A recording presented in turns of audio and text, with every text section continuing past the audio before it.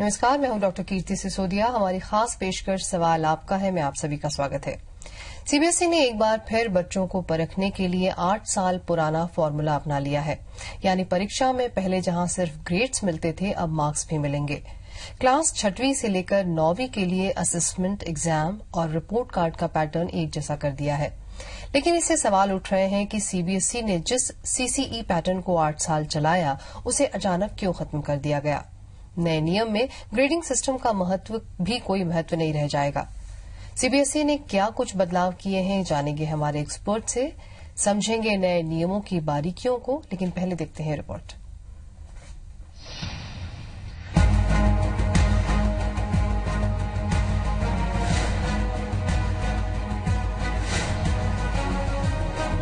CBSE ने एक बार फिर अपने एग्जाम पैटर्न में बदलाव किया है। इसके तहत अब क्लास 6वीं से 9वीं के लिए असेसमेंट, एग्जाम और रिपोर्ट कार्ड का पैटर्न एक जैसा होगा। इससे पहले सीसीई पैटर्न के तहत बच्चों को 60% मार्क्स के लिए ही परीक्षा देनी होती थी। 40% मार्क्स उन्हें एक्टिविटीज के जरिए मिलते थे। लेकिन पैटर्न में बदलाव के बाद अब बच्चों को 90% अंक टेस्ट के जरिए ही मिलेंगे। यानी 30 अतिरिक्त अंकों के लिए मार्क्स की होड़ और 50% तक बढ़ जाएगी। नए पैटर्न में एक्टिविटीज का वेटेज 40% से घटाकर सिर्फ 10% कर दिया है। लेकिन शिक्षाविद सीबीएसई के नए एग्जाम के पैटर्न पर ही नहीं, बल्कि रिपोर्ट कार्ड के प्रोफार्मा पर भी सवाल उठा रहे हैं। दरअसल बच्चों के रिपोर्ट कार्ड में अब सिर्फ ग्रेड नहीं, बल्कि मार्क्स भी लिखे जाएंगे। ऐसे में ग्रेडिंग सिस्टम का कोई महत्व ही नहीं रह जाएगा। यानी सीबीएसई के नए सिस्टम से एक बार फिर तनाव और रटने वाली पढ़ाई बच्चों पर हावी हो जाएगी। Bureau report, IBC 24। और इस विषय पर चर्चा करने के लिए हमारे साथ इस वक्त स्टूडियो में मौजूद हैं डीपीएस रायपुर के प्रिंसिपल रघुनाथ मुखर्जी।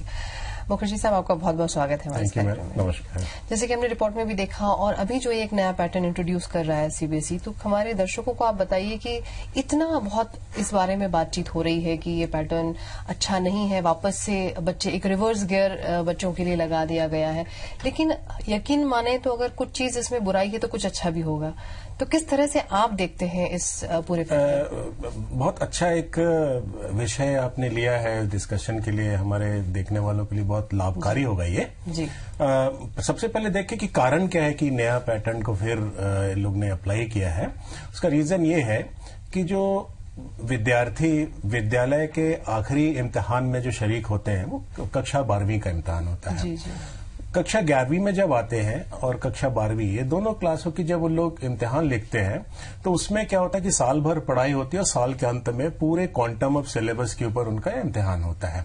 जबकि क्लास 6वीं से क्लास 10वीं तक यही एग्जाम 2 हिस्सों में होता है और बीच में फॉर्मेटिव असेसमेंट भी होते हैं उनके। तो जब बच्चों को हम आप समझ लीजिए 12 साल की उम्र से 15 साल की 16 साल की उम्र तक हम उसको एक पैटर्न में तैयार कर रहे थे। जब वो 17 साल और 18 साल का होता तो एक नया पैटर्न में इम्तिहान दे रहा था, तो वो बहुत फंबल कर रहे थे, जिसके कारण बहुत ज्यादा मानसिक दबाव हो रहा था बच्चों के ऊपर। तो सीबीएसई ने और इस सरकार ने शायद इस चीज को महसूस किया और ने कहा कि इस सिस्टम को हम शुरू से ही वैसा कर दें जिस सिस्टम के साथ उनको इम्तिहान ऊपर देना है। ये एक पहला कारण है जो मेरे हिसाब से उन लोगों ने सोचा होगा। दूसरा कारण मैं ये समझता हूं कि जो सीसीई पैटर्न स्टार्ट किया गया था, उस पैटर्न के लिए संसाधन सभी विद्यालयों के पास नहीं थे बिल्कुल। क्योंकि ये जो पैटर्न है सीसी बहुत अच्छा पैटर्न है कि जहां बच्चे करके सीख रहे थे और आउटसाइड द क्लासरूम, कक्षा के बाहर, विद्यालय के बाहर जाके कुछ कर रहे थे, सीख रहे थे, ग्राउंड फील्ड ट्रेनिंग हो रही थी उनकी। पर अब क्या होगा कि वो बहुत सब कुछ लिख के उनको रटना होगा। तो ये 2 कारण है जो मैं देखता हूं जिसके कारण कह रहे हैं। पहला तो मैंने कहा कि अंत इम्तिहान जो स्कूल का है लास्ट ईयर का वो, और दूसरा है कि संसाधन नहीं होने के कारण सीसीई की जो मापदंड होते हैं उसमें विद्यालय, बहुत कम विद्यालय खरे उतरते हैं। बहुत ईमानदारी से कह रहा हूं, बहुत मुश्किल है, क्योंकि ये पैटर्न उस देश का पैटर्न है जहां पे एक क्लास में 10 से 15 बच्चे होते हैं। हमारे किसी भी स्कूल में एक क्लास में गिरे हाल में 40 बच्चे, सरकार कहती 44 बच्चे होने चाहिए। तो 40 40 से लेके 75 बच्चे होते, तो यहाँ शिक्षक के लिए संभव नहीं था कि वो सीसीई पैटर्न पर इस चीज को। इवन सिंधिया स्कूल के जो प्रिंसिपल है माधव देव, उन्होंने भी ये कहा था कि सिस्टम बहुत अच्छा है, लेकिन ट्रेन स्टाफ या ट्रेन टीचर्स हमारे पास उस तरह के नहीं है कि उस सिस्टम को फॉलो कर सके। हाँ जी। या फिर जैसा आप कह रहे हैं कि 40 से 44 बच्चों को उस पैटर्न से एक साथ पढ़ाना। सिंधिया स्कूल जैसे विद्यालय में जहाँ मैं खुद 16 साल था जी, तो वहाँ पे संभव है, क्योंकि बच्चे 24 घंटे पास में हैं और उसके साथ क्या होता है कि हर क्लास में 20 से 22 बच्चे होते हैं। वहाँ बहुत सारी एक्टिविटी होती है। 111 एकड़ में वो स्कूल बसा हुआ है, खेलने कूदने इंटरेक्शन के लिए सारी कुछ सुविधाएं हैं। मुझे नहीं लगता कि बहुत सारे स्कूल जो है, जो डे स्कूल है, वो इतने बड़े एरिया में होंगे। और जहाँ डे स्कूलों की संख्या 3000 से ज्यादा है, वहाँ एक एरिया गिरे हाल में मुझे लगता है कि 100 एकड़ होना चाहिए। अब 100 एकड़ में तो असंभव है किसी स्कूल को देखना शहर में, तो इसी कारण सीसी को इम्प्लीमेंट करना बहुत आसान नहीं है। जी बिल्कुल। हमारे साथ एक कॉलर सारंगगढ़ से जुड़ रहे हैं, हुमा खान। हुमा, पूछें क्या सवाल है आपका? हेलो जी मैडम, मेरा जी मिस्टर खान, पूछें क्या सवाल है आपका? सर जी नमस्कार। जी नमस्कार। आप अपने टीवी का वॉल्यूम थोड़ा कम करिए, जिससे आप हमारी आवाज आसानी से सुन पाएंगे। सर मेरा सवाल ये है कि जैसे सीबीएसई बोर्ड पूरे इंडिया लेवल पर होता है और अलग अलग स्कूल में अलग अलग पब्लिकेशन के बुक चलाते हैं, तो क्या क्वेश्चन पेपर मतलब एक ही रहेगा कि कैसा होगा सर? इसके बारे में जानकारी चाहिए। अच्छा सवाल पूछा आपने, ये बहुत ज्वलंत सवाल पूरे देश में चल रहा है और इसको लेकर बहुत भ्रांतियां हैं।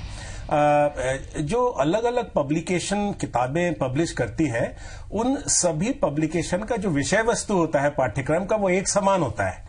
उसमें ऐसा नहीं होता कि एनसीईआरटी या सीबीएसई की पुस्तकें प्राइवेट पब्लिकेशन से अलग होंगी, वो बिल्कुल एक सा होता है। और मेरा अपना मानना है कि जो प्राइवेट पब्लिकेशन वो बेहतर तरीके से लिखते हैं, अच्छे पेज इस्तेमाल करते हैं, अच्छे चित्र बनाते हैं, उसमें एलाबोरेशन ज्यादा रहता है, अनसॉल्व पेपर, अनसॉल्व क्वेश्चन और सॉल्व क्वेश्चन भी बहुत रहते हैं। जी, जैसे हम बात कर रहे थे कि इस पैटर्न की, और आजकल अभी अगर हम बात करें तो बहुत सारे लोग ऐसे हैं जो इस पैटर्न को सही नहीं मान रहे, लेकिन पर्सनली अगर हम हमारी राय दें तो हमें लगता है आई थिंक ये पैटर्न ठीक है, क्योंकि बच्चों को हम तैयार कर रहे हैं 12th या 10th 11th और 12th के लिए। पहले जो एक पैटर्न हुआ करता था सीसीई पैटर्न में, जो प्रोजेक्ट बेस्ड भी प्रोग्राम होता था कि उस पर भी मार्क्स मिलते थे, लेकिन अमूमन ये देखा जाता था कि प्रोजेक्ट्स बच्चे नहीं पेरेंट्स ही करते थे। बहुत बहुत अच्छा, बिल्कुल सही कहा। मैं मानता हूँ 90% पेरेंट्स बच्चे के साथ प्रोजेक्ट करते थे। पर इसका दूसरा हिस्सा देखिए इस पहलू का, कि कहीं पे तो पेरेंट्स और बच्चों ने इंटरेक्शन किया है जी। कहीं साथ बैठे हैं, कहीं गए हैं बाजार में सामान लाने, साथ में बैठ के काम किया, वो उद्देश्य था। क्योंकि प्रोजेक्ट भी ऐसे होते हैं कि कई सारे प्रोजेक्ट में बच्चों को चोट लगती है, बहुत कुछ होता है। तो अभी जैसे हम विद्यालय में हैं और पेरेंट्स के साथ और बच्चों के साथ इंटरेक्शन करते हैं, बहुत बड़ी समस्या ये आ रही है कि पेरेंट्स के पास वक्त नहीं है बच्चों के लिए। तो मैं वो वाला एक एंगल जरूर देखता हूं कि पेरेंट्स बच्चों के साथ इंटरेक्ट करते हैं, उनको पता होता है बच्चे क्या कर रहे हैं स्कूल में। वो एक बहुत अच्छी चीज थी जो मुझे बहुत अच्छा लगा था इसमें। जी बिल्कुल, हम इस विषय पर आपसे चर्चा जारी रखेंगे, लेकिन यहाँ रुकेंगे एक छोटे से ब्रेक के लिए।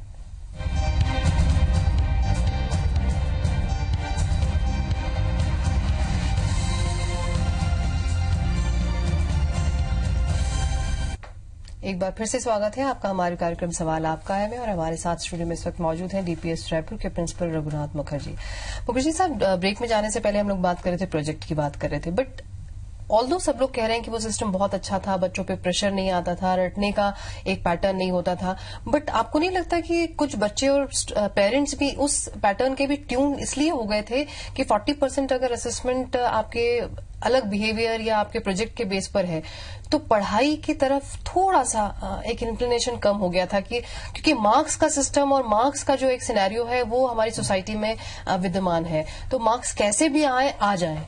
ये एक होता है ऐसा, लोगों का ये मानना होता है कि जब प्रोजेक्ट होता है तो जो पढ़ाई से बच्चे हटके प्रोजेक्ट पे फोकस करते, पर ये बोलना चाहूंगा कि जो प्रोजेक्ट होते थे वो पढ़ाई के सिलेबस के बेस्ड ही होते थे, तो इसमें बच्चों को एक आनंद आता था, हमने कुछ किया। कई बार ऐसा होता है कि पेरेंट्स ने मदद करी बच्चे की प्रोजेक्ट बनाने में, पड़ोसी ने मदद करी, पेरेंट्स बाजार गए, बच्चे के साथ सामान लाया और बनाया बैठ के, बच्चे ने देखा उसको, तो इसमें पेरेंट्स और बच्चे के बीच में इंटरेक्शन भी तो कितना इम्पोर्टेंट है, वो आजकल के सोसाइटी में देख नहीं रहा है, क्योंकि अभी सब छोटी छोटी फैमिलीज हैं। छोटी फैमिली होने के कारण मम्मी और पापा दोनों नौकरी पे जाते हैं या बिजनेस पे जाते हैं, बच्चा कहाँ रहता है, ट्यूशन टीचर के हाथ में।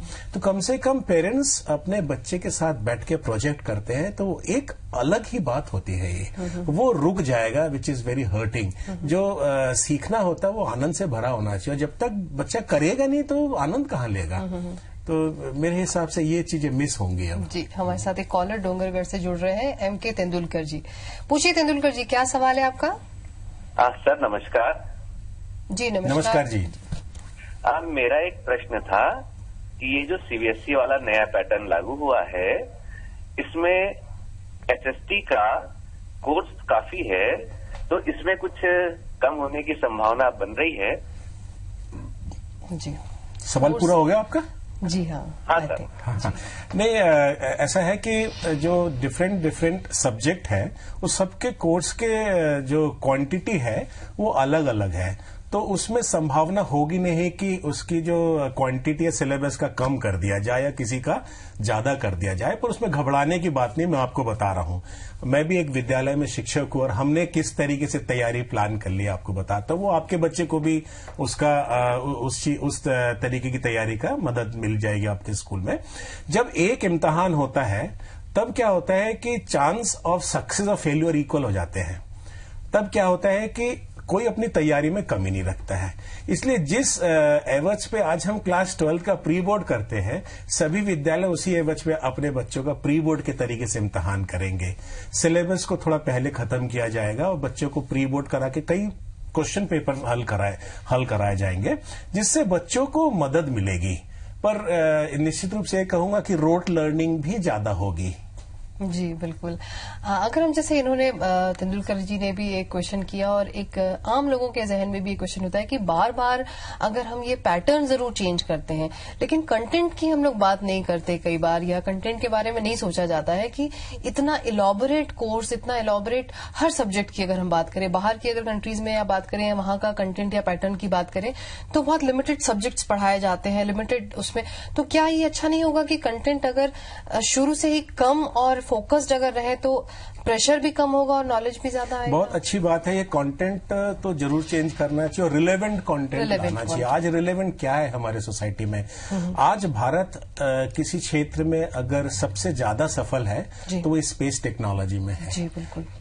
पर क्लास 12वीं तक के किसी भी विषय में स्पेस टेक्नोलॉजी का एसपी नहीं देखेंगे आप। भारत और कहां सक्सेस है? क्रिकेट में सक्सेसफुल है। क्रिकेट के बारे में शुरू से बताया जाए। अब ये क्रिकेट खेल नहीं रह गया, ये शौक का जरिया नहीं है, ये प्रोफेशन है, करियर है, प्रोफेशन है। यहाँ कंटेंट लाना चाहिए, स्पोर्ट्स को लाना चाहिए। अभी हम जिस तरीके से यूथ को देख रहे हैं, बिहेव कर रहे हैं, अभी हायर स्कूल में या कॉलेज में, यूनिवर्सिटीज में बड़े वल्नरेबल हैं सब। जिम्मेदारी मुझे लगता कम है, एग्रेशन, आक्रोश बहुत ज्यादा है। तो यहाँ पे हम इनको स्पोर्ट्स में जरूर इंट्रोड्यूस करना चाहिए। स्पेस में जहां देश इतना आगे निकल गया है तो हमको आज हमारे बच्चे को सिखाना चाहिए। क्लास नर्सरी से शुरू हो जाना चाहिए कि इतिहास हमारा क्या है, हमने नया इतिहास है ये, और हमको आर्यभट्ट के समय से अभी से बताना चाहिए उनको। और कक्षा 12वीं तक आते आते तो फुल फ्लेजेड स्पेस टेक्नोलॉजी पढ़ा देनी चाहिए। जी बिल्कुल। हमारे साथ एक कॉलर जबलपुर से जुड़ रहे हैं, अटल जी पूछें क्या सवाल है आपका? नमस्कार सर। नमस्कार जी अटल जी।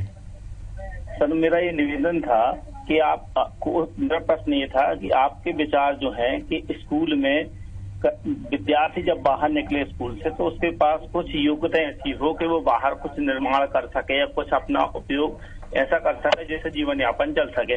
मध्य प्रदेश सरकार को क्या आप ऐसी कोई राय देंगे कि वो भी बच्चों को ऐसी शिक्षा की व्यवस्था करें कि जब बच्चा 10वीं पास होकर बाहर निकले उससे खुद के रोजगार के लिए कुछ वो कर सके, ऐसी पढ़ाई में व्यवस्था करेंगे क्या? निश्चित रूप से मध्य प्रदेश सरकार को क्यों, भारत सरकार को हम कहेंगे कि ऐसा कुछ करें कि बच्चे पढ़ाई लिखाई के साथ साथ उनका टेक्निकल हैंड स्ट्रांग होए। अभी मैं आपको उदाहरण देता हूं कि अगर मुझे एक फोटो फ्रेम को दीवार पे लगाना है तो इस उम्र तक मुझे नहीं पता उस वैज्ञानिक तरीके से कैसे लगाना चाहिए। हम एक खीले को 4 बार ठोकते हैं और कई बार उस फोटो फ्रेम को लगाते फिर भी टेढ़ा नजर आता है। बल्ब कैसे चेंज करना चाहिए, आयरन कैसे ठीक होना चाहिए, प्लम्बरिंग का काम कैसे करना चाहिए, सब सारी चीजें सिखानी चाहिए। अगर आप आज यूरोप में जाएं कि मैं इंजीनियर हूं तो आपको नौकरी नहीं मिलेगी। आप कहेंगे मैं इलेक्ट्रीशियन हूं या मैं प्लम्बर हूं तो आपको सबसे पहले नौकरी मिलेगी, तनख्वाह उतनी ही मिलेगी जितनी इंजीनियर को मिलती है। तो इसलिए ये टेक्निकल जो शिक्षा है वो अनिवार्य होना चाहिए प्रत्येक स्कूल में, प्रत्येक प्रदेश में।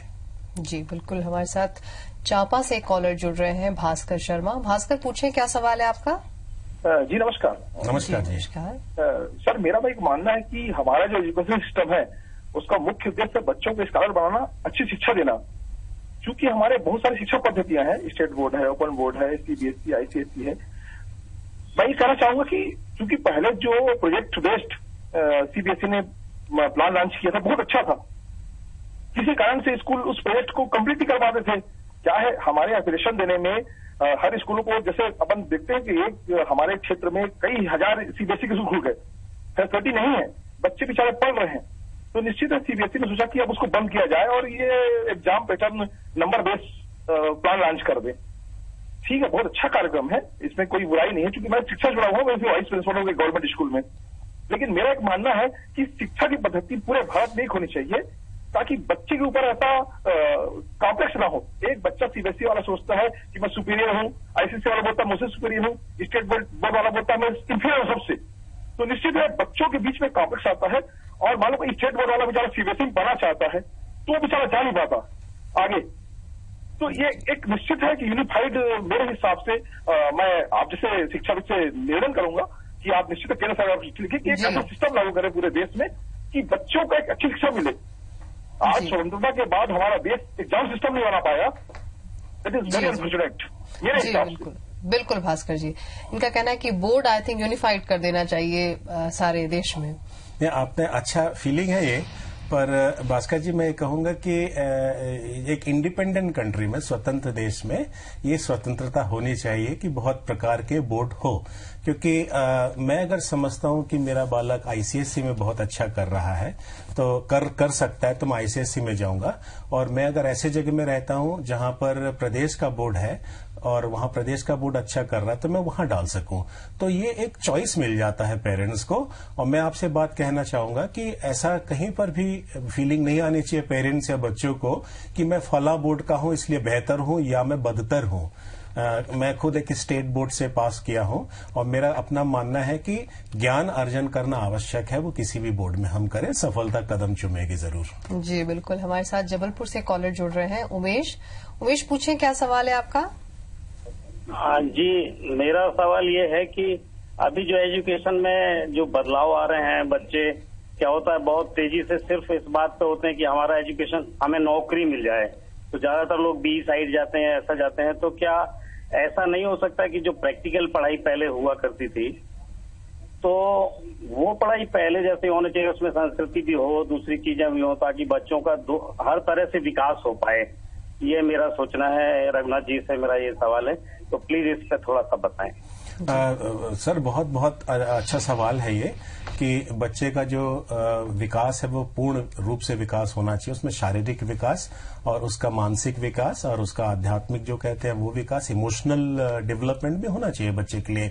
इसीलिए करके सीखना बहुत जरूरी है बच्चों को, कि वो अपने हाथ को लगा के चीजों को देखे, सीखे। एक ट्रिप पे जाए, विजिट पे जाए, वो उसमें केवल विषय नहीं सीखते हैं, वो टीम वर्क भी सीखते हैं, स्वयं का दूसरों को सम्मान करना सीखते हैं। खेल को बढ़ावा दिया जाए, बच्चे खेले आपस में, वो नहीं हो रहा है। वो बहुत आवश्यक है क्योंकि स्कूलों के दायरे सिमट गए हैं, बहुत छोटे हो गए स्कूलों का आकार। इसलिए बहुत जरूरी है कि उनको खेलने भी दिया जाए, उनको प्रोजेक्ट के लिए ले जाए, उनको आउटिंग कराया जाए। उनको प्रैक्टिकल करा के सिखाया जाए। मेरा अपना ये मानना है कि ये एग्जामिनेशन का पैटर्न बदल गया है, पर देखिए जो स्कूल्स हैं उनके बीच में आपस में प्रतिस्पर्धा है, बहुत अच्छी प्रतिस्पर्धा है कि उनके रिजल्ट अच्छे होंगे या उन लोगों का पढ़ाने का तरीका अच्छा होगा या सिखाने का तरीका अच्छा होगा तो अच्छे बच्चे आएंगे और बच्चे आएंगे। इसलिए कोई भी विद्यालय कमी नहीं छोड़ेगा अपने तरीके में। ये परिवर्तन सिस्टम में आया है, पर जो अप्रोच होगा स्कूलों का वो अच्छा बना रहेगा। ये मेरा अपना बहुत स्ट्रांग रूप से इस बात का मानना है। जी बिल्कुल। Thank you so much Raghuraj ji, आप हमारे इस प्रोग्राम में आए और आपने इतना बहुत अच्छा लगा मुझे, बहुत अच्छा एक विषय लिया आपने, मुझे बहुत अच्छा लगा। थैंक यू, सबको प्रणाम। जी, तो रघुनाथ जी ने बताया कि थोड़ा सा चेंज भी अच्छा हो सकता है। आज के लिए सिर्फ इतना ही, हमें दीजिए इजाजत, नमस्कार।